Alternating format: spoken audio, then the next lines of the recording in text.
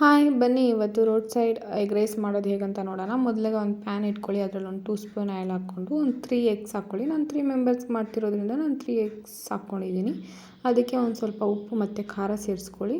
ಅದನ್ನು ಹಾಗೆ ನಿಧಾನಕ್ಕೆ ತಿರ್ಗಿಸ್ಕೊಂಡು ಬನ್ನಿ.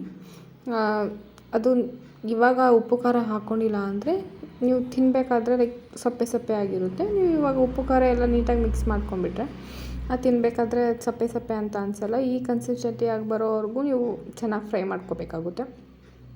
ಆಮೇಲೆ ಅದನ್ನೊಂದು ಪ್ಲೇಟಿಗೆ ತೆಗೆದಿಟ್ಕೊಂಡು ಅದೇ ಪ್ಯಾನ್ಗೆ ಒಂದು 2 ಸ್ಪೂನ್ ಆಯಿಲ್ ಮಾಡ್ಕೊಂಡಿರೋ ಅಂಥದ್ದು 2 ಮೀಡಿಯಮ್ ಸೈಜ್ ಆನಿಯನ್ ಹಾಕ್ಕೊಂಡು ನೀಟಾಗಿ ಫ್ರೈ ಮಾಡಿಕೊಂಡು ಬ್ರೌನ್ ಕಲರ್ ಆಗೋವರೆಗೂ ಅದನ್ನು ಫ್ರೈ ಮಾಡ್ಕೋಬೇಕು. ಅದಕ್ಕೇ 2 ಟೇಬಲ್ ಸ್ಪೂನ್ ಶುಂಠಿ ಬೆಳ್ಳುಳ್ಳಿ ಪೇಸ್ಟ್ ಸೇರಿಸ್ಕೊಂಡು ಮತ್ತು ಹಸಿ ಸ್ಮೆಲ್ ಹೋಗೋವರೆಗೂ ಫ್ರೈ ಫ್ರೈ ಮಾಡ್ಕೊಂಡಿದ್ದಾದಮೇಲೆ ಅದಕ್ಕೇ ಉಪ್ಪು, ಸ್ವಲ್ಪ ಖಾರದ ಪುಡಿ, ಸ್ವಲ್ಪ ಧನಿಯಾ ಪುಡಿ, ಗರಂ ಮಸಾಲ, ಹಾಗೆಯೇ ಸ್ವಲ್ಪ ಚಿಕನ್ ಮಸಾಲ ಮತ್ತು ಸ್ವಲ್ಪ ವೆನಿಗರ್ ಮಿಕ್ಸ್ ಮಾಡ್ಕೋಬೇಕಾಗುತ್ತೆ. ಅದನ್ನು ಫ್ರೈ ಮಾಡ್ಕೊಂಡಾದ್ಮೇಲೆ ನಾನಿಲ್ಲಿ 3 ಜನಕ್ಕೆ ಆಗೋಷ್ಟು ಮಾಡ್ತಿರೋದ್ರಿಂದ 3 ಜನಕ್ಕೆ ಆಗೋಷ್ಟು ರೈಸ್ ಹಾಕ್ಕೊಂಡಿದ್ದೀನಿ. ನಿಮಗೆ ಎಷ್ಟು ಬೇಕು ನೀವು ಅಷ್ಟು ರೈಸ್ ಹಾಕ್ಕೊಂಡು ಅದಕ್ಕೇ ನಾನು ಮೊದಲಿಗೆ ಹೇಳಿದಂಥ ಮಸಾಲೆ ಎಲ್ಲ ಮತ್ತೆ ರೈಸ್ ಮೇಲೆ ಹಾಕ್ಕೋಬೇಕಾಗುತ್ತೆ. ಆಮೇಲೆ ನಾವು ಮೊದಲಿಗೆ ಫ್ರೈ ಮಾಡಿ ತೆಗೆದಿಟ್ಕೊಂಡಿರೋಂಥ ಎಗ್ಸ್ನ ಅದ್ರ ಮೇಲೆ ಹಾಕ್ಬಿಟ್ಟು ನೀಟಾಗಿ ಮಿಕ್ಸ್ ಮಾಡಿಬಿಟ್ಟು ಆಮೇಲೆ ಲೋ ಫ್ಲೇಮಲ್ಲೇ ಅದಾದಮೇಲೆ ಒಂದು ಲೋ ಫ್ಲೇಮಲ್ಲೇ ಲಿಡ್ ಹಾಕ್ಬಿಟ್ಟು ಒಂದು 5 ಮಿನಿಟ್ಸ್ ಬಿಟ್ಬಿಡಿ.